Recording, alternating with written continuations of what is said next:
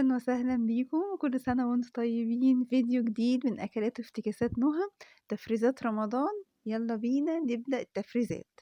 طبعًا أول حاجة هنا معايا الكرنب بتاعي، هو اليومين دول طبعًا الحاجات دي يعني إذا كان البسلة والسبانخ والكرنب والحاجات دي طعمها تحفة، وهو ده اللي بيتخزّن من السنة للسنة. هاورّيكم كذا طريقة أو يعني الطريقة المعتادة. لإن أنا كنت زمان كنت باخاف شوية أتعامل بالطريقة دي، لكن لقيتها فعلًا سهلة جدًا، وهاوريكم إزاي. بالنسبة للبنات اللي لسه داخلة المطبخ جديد، هاوريكم إزاي إن شاء الله تقدر يعني تخلّص بسرعة وما تخافش لمّا تيجي تشيل الكرنب من الحلة، مش هنشيله كلّه، هنشيله ورقة، ورقة. هنا طبعًا زي ما أنتم شايفين كده لفّيت مش عارفة اسمها إيه، بس المهم يعني قلب الكرنبة وطلّعتها، وهتبدئي بقى تحطيها في المَيّة وهي بتغلي من على وشها كده عشان المَيّة تبدأ تدخل تتوغل كده بين الورق، فتبدأ تسلقه. وما تخافيش حتى لو أنتِ حسيتِ إن الكرنبة كبيرة شوية عن الحلة، لمّا الورق هيطرى الكرنبة هتنزل، ما تقلقيش. هتبدئي بقى زي ما أنا باوريكم كده باوري لكم الجلاف ده حلو جدًا مبطّن، فحلو جدًا يعني ما باحسش بحرارة أو سخونية جامد يعني. المهم هنا أنا طبعًا جايبة المصفى وجايبة عشان خاطر أطلّع ورقة، ورقة. لإن كان في ناس بيقول لك لأ مش هاعرف أشيل الكرومبة كلّها مرّة واحدة، أنتِ مش هتشيليها، أنتِ هتحطيها وتقلبيها على الناحية التانية، يعني على وشها وعلى ضهرها، وبعد كده تبدئي تسحبي الورق زي ما أنتم شايفينه كده، بسهولة جدًا، إن شاء الله يعني بسهولة جدًا. وهتلاقيه طبعًا معروف إن ورق الكرومبة ما بياخدش وقت طويل في السِوَى عشان ما يتهريش، زي ما أنتم شايفين مطلّعين الورقة ولا متقطّعة ولا مهرية ولا أي حاجة، وبيبقى سهل، سهل، سهل. وطبعًا يعني معروف إن إحنا بقى يعني عشان رمضان وكده، فطبعًا المحاشي هتبقى كتيرة، وأنتِ حاولي كده كل يعني مدة تنزلي تجيبي الحاجات، مش لازم تجيبي التفريزات كلّها مرّة واحدة، يعني كل ما يبقى معاكِ مثلًا انزلي جيبي كميات وابدئي فرّزيها. وطبعًا دلوقتي أفضل من بعد كده، لإن إحنا ما نعرفش ارتفاع الأسعار هيوصل بينا لفين، فأنتِ حاولي من دلوقتي تبدئي تفرّزي حاجتِك. في ناس تقول لِك لأ ما باحبش، باحب قبليها مثلًا بأسبوعين، ب3. إحنا دلوقتي الدنيا متلخبطة شوية. غير إن طبعًا السقعة الجامدة دي ممكن تخلّي الطماطم سعرها يعلى، فيعني خلّي بالِك بقى من النُقط دي. وزي ما إحنا قُلنا هو سهل جدًا، جدًا، جدًا التفريزات. هي ممكن تكون اليوم بيبقى مُتعب شوية بتاعها، بس جميل والوقت بيبقى معاكِ بعد كده سهل، يعني بعد كده لمّا بتيجي تطلّعي الحاجة بتاعتِك بتبقى سهلة. هنا بقى أنا طلّعت الكرنب بتاعي، وطبعًا لازم تبرديه عشان خلاص توقّفي التسوية بتاعته. خلاص كده أنا خلّصت يعني تقريبًا معظم الكمية. أنا كنت جايبة 3 كرنبات وهي ما شاء الله بصراحة جُمال يعني، ورقهم كتير.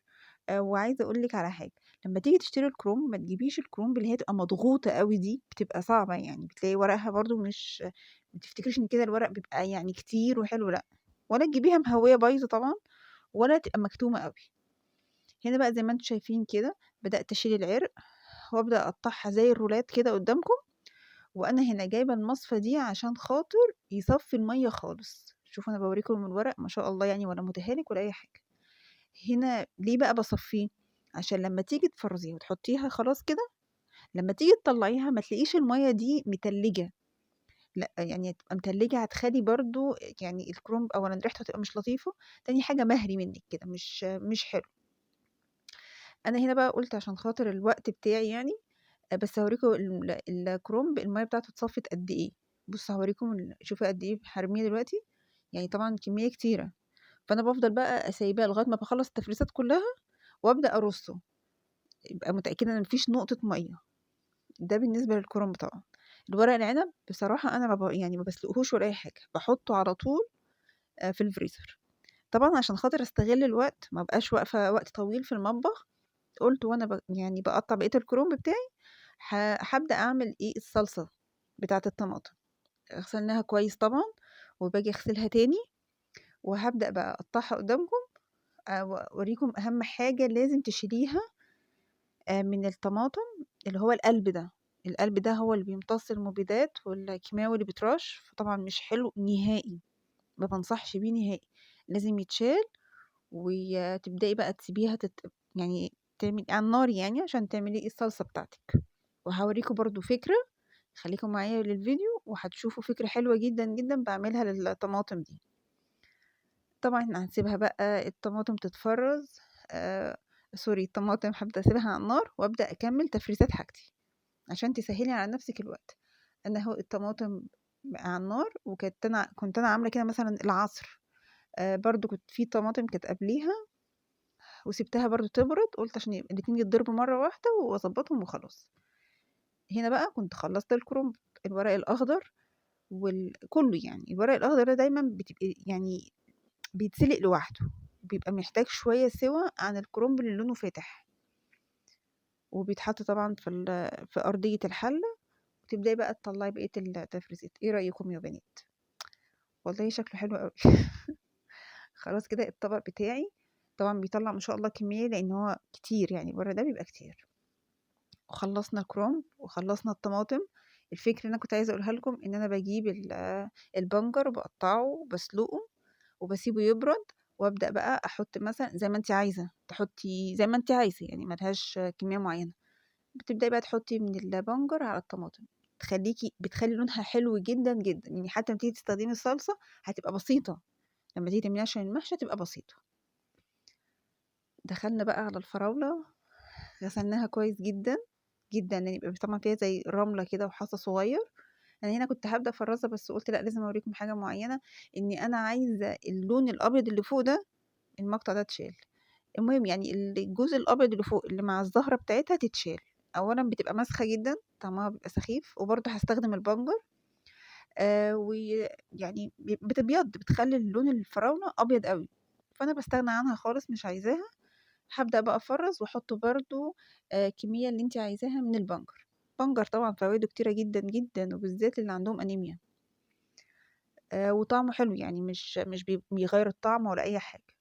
هنا بقى عندِك فكرة إن أنتِ ممكن تحطّي مع الفراولة فاكهة أنتِ بتحبيها، موز، تحبّي تحطّي كيوي، زي ما أنتِ عايزة. كل الحاجات دي بتبقى جميلة جدًا، جدًا، ويا ريت نتجه للحاجات الطبيعية أكتر، يعني ما فيش داعي للحاجات المصنّعة. بُصّي لونها عامل إزاي مع البنجر، والله تحسّي إن لونها بيختلف تمامًا، ولمّا بتتضرب يعني على ضمانتي خرافة. كده خلّصنا الفراولة، دخلنا على البسلة. أنا هنا كنت جايبة البسلة بتاعتي، أنا أصلًا يعني جايبة كمية ومفرّزاها، ودي كمية الباقية. فرّزتها زي ما أنتم شايفين كده. ومش باسلقها، باسيبها زي ما هي بصراحة. وكان الجزر برضه اللي أنتم شايفينه ده. آآ بُصّوا الجزر ده أنا بافرّزه لكذا حاجة، للبسلة، وعشان خاطر لو حبيت أعمل مثلًا تورلي، حبيت مثلًا أشوي الخضار. بالنسبة للمدوّر ده بيبقى تحفة، يعني خلّي حاجتِك مفرّزة وخلّي حاجتِك موجودة. زي ما أنتم شايفين كده، بابدأ بقى أفرّز البسلة بتاعتي، وزي ما قُلت لكم أنا مش باسلقها، لمّا باجي أستخدمها باسلقها ليه؟ عشان أنشّط البلاستيكات الخضرا. تمام كده؟ يعني الموضوع سهل جدًا، جدًا، جدًا. تبدأي بقى براحتك، في ناس ما بتحبش تحط جزر معاها، تقول لِك يعني عشان الجزر ليه سِوَى والبسلة ليه جزء والبسلة ليها سِوَى. يعني دي كلّها اختيارات. أديكِ أنتِ شايفة كده الجزر والبسلة وحاجتنا كلّها محطوطة، تبقى أحسن حاجة البيت مليان. نيجي بقى عند الفلفل. أنتِ عندِك الفلفل هنا، لو حابة تعملي شيش طاووق، لو حابة تعملي فاهيتا، حابة اللي أنتِ عايزاه، قطّعيه بالكمية اللي أنتِ عايزاها، بس أهم حاجة تاخديه تستخدميه في ساعتها، ما تسيبيهوش مثلًا تقولي يفُك شوية، لأ هيفُك هتلاقيه دِبِل جدًا وجاب مَيّة مش هيبقى لطيف. حابة بقى تقطّعيه مكعبات صغيّرة جدًا براحتك، حابة تقطّعيه جوليان براحتك، حابة تقطّعيه مكعبات زي ما هاقطّعه كده، كل ده متاح ليكِ. بس المهم هي نقطة الاستخدام، هتستخدميه إزاي؟ هتستخدميه أول ما تطلّعيه. طبعًا فيتاميناته كتيرة جدًا وجميل جدًا وبيدّي شكل وطعم وكل حاجة. حابة برضه تشويه براحتك، يعني كل دي اختيارات وأفكار إحنا بنقولها لبعضينا. وأنا عارفة طبعًا أنتم ما شاء الله عليكم شطار، وعقبال يا رب كل سنة كده تفريزات وبيتنا عمران يا رب، وبيوتنا كلنا كده يا رب منوّرة بوجودنا إن شاء الله. سهلة جدًا، هو بيبقى يوم مرهق بصراحة يعني، بس بيبقى يعني جميل، ده خير، وربنا يجعل بيوتنا كلها خير. أنا هنا بقى هاحط الكميات، وعادي عايزة برضه تحطيها في أكياس عادي، أنا بس حطيت العلب دي يعني كده. وكان في كمان مقطع اللي هو كان بتاع الليمون. أنا جِبت الليمون بس يعني نسيت الصراحة أصوّره عشان كنت مستعجلة وجالي تليفون فنزلت على طول. المهم يعني هو الليمون بتجيبيه وبتعصريه وبتحطيه في القوالب، هو ده بس الفكرة في إن أنتِ بتخزّني برضه الليمون. بتحبي تخزّنيه صحيح براحتك، لكن هو عامةً أنا باخزّنه أحيانًا كده، بس الأحسن خزّنيه اعصريه وخزّنيه. برضه دي بتبقى من الأفكار الجميلة جدًا، وكنت مخزّنة سبانخ، برضه كنت مخزّناها مع البسلة، أنا كنت في قبل كده مخزّنة حاجات، ودي بقى الحاجات التانية، وزي ما قُلت لِك كل ما تجمّعي وتقدري تنزلي اشتري حاجتِك، وحُطّي كده مع مثلًا طلبات البيت كيلو، 2 كيلو زي ما ميزانيتِك تسمح، حاجات على جنب وتشيليها، الفواكه اللي أنتِ بتحبيها، الحاجات اللي بتحبيها، الخضار اللي بتحبيه. كل الحاجات دي يعني تبقى جميلة جدًا، جدًا معاكِ طبعًا في رمضان وأفكار، وبنسهّل برضه على نفسنا، يعني مش هنفضل واقفين طول اليوم بقى بنعمل أكل وشرب، لأ التفريزات دي بتسهّل عليكِ إنِّك تعملي الأكل. يا رب الفيديو يكون عجبكم، كل سنة وأنتم طيبين، رمضان كريم إن شاء الله، اللهم بلغنا رمضان لا فاقدين ولا مفتقدين.